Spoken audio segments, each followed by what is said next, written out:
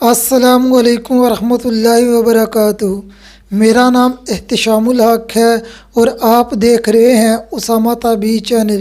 آج ہم بات کریں گے نبی کریم صلی اللہ علیہ وآلہ وسلم نے جب خواب میں عمر بن خطاب رضی اللہ تعالیٰ عنہ کو قمیض زمین کے ساتھ گھسیٹتے دیکھا تو اس کی کیا تعبیر فرمائی۔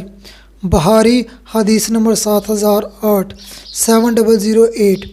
حضرت ابو سعید خدری رضی اللہ تعالیٰ عنہ فرماتے ہیں، نبی کریم حضرت محمد صلی اللہ علیہ وسلم نے فرمایا، میں سویا ہوا تھا، میں نے دیکھا کچھ لوگ میرے سامنے پیش کیے جا رہے ہیں، وہ قمیض پہنے ہوئے ہیں، ان میں سے بعض کی قمیض تو صرف سینے تک کی ہے اور بعض کی ان سے بری ہے۔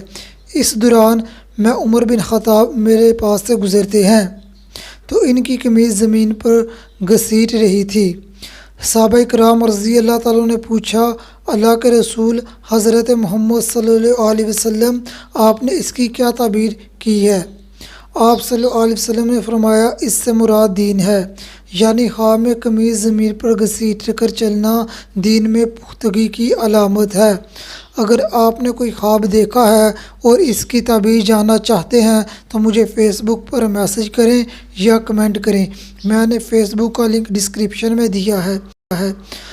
اگر آپ نے ابھی تک میرا چینل سبسکرائب نہیں کیا تو میرے چینل کو سبسکرائب کریں اور ساتھ لگے بیل آئیکن کو پریس کریں تاکہ میری آنے والی ہر نئی ویڈیو آپ کو بر وقت ملتی رہے۔ اگلی ویڈیو میں ملتے ہیں، تب تک اپنی دعاؤں میں یاد رکھنا۔ السلام علیکم ورحمۃ اللہ وبرکاتہ۔